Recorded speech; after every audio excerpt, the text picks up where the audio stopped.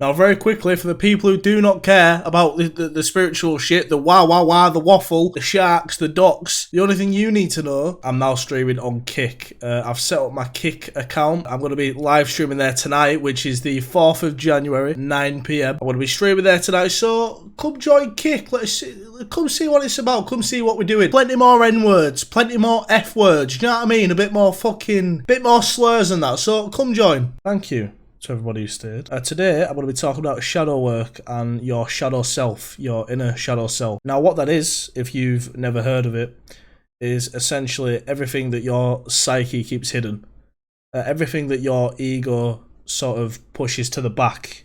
Sort of consciousness versus unconsciousness. So if your consciousness is your ego, your perhaps confidence, perhaps unconfidence, whatever your conscious ego is, you could say that the opposite of that is, obviously your unconsciousness, your shadow self, the things that lie within you that maybe you push away, that maybe you deny on a day-to-day. This could be anything from childhood trauma to just any sort of trauma, physical trauma, psychological, emotional trauma.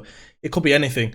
It's just that shadow self within you is sort of just anything that's hidden away from your consciousness, anything that you try to constantly keep away from the front of your mind and sort of just push back so you can survive or get along on a day-to-day. Now, why I want to talk about this is because I think it's a very important topic for everyone. I think it's something that everyone can benefit from.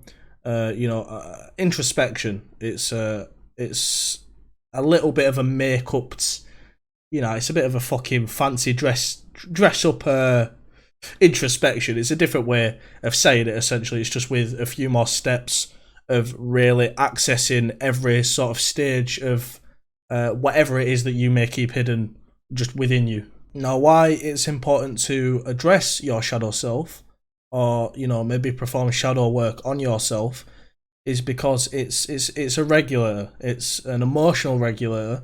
It's a self-regulator, as long as it's consistent enough. And it just keeps you at a better baseline than maybe otherwise you would be. Now, to try and sort of image this for some of you, try to think of shadow work as the other 50% of what you don't see. So let's say maybe, the 50% of the things that happen in life, right? You have your eyes, you can see things. You have your senses, so you can see, you can hear. We react to these things just innately. If we see something coming towards us at a fast pace, we will move out the way. If we hear something behind us, we will turn around. We see and we interact with the world, every single day, every single minute, just as we have been since a child, and over years and years and years and years, using things simply such as senses will mold you into a certain person, right? You grow a personality, you grow hobbies, you grow away from certain things that maybe have scared you, or maybe that have tried to hurt you.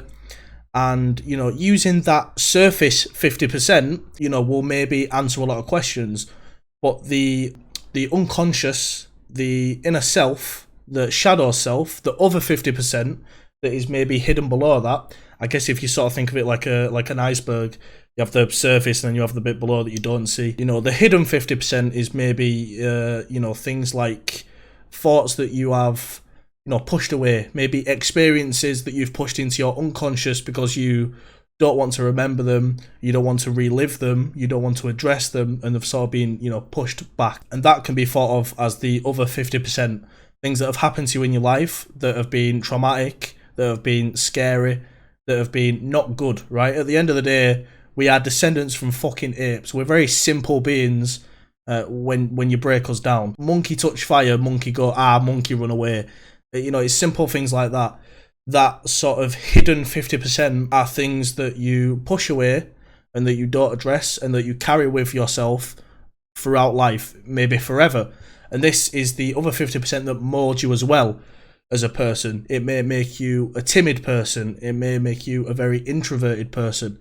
It may make you a very outgoing person. It could do anything to you, but it's that other 50% that only you're aware of that molds you, that really sculpts you into the full character, the full being of what you are. Now, if the whole topic of shadow work has caught your interest in any way, I'd definitely recommend just researching it yourself. You'll find a lot more. You'll find a lot better books, research, articles. You'll find things better than I can articulate. But if not, and you aren't really interested, I am extremely happy if I've at least made you question something, or if you've learned something, or if I've made you ask yourself a question, or sort of made you pause and think, could this apply to me, or that could be useful.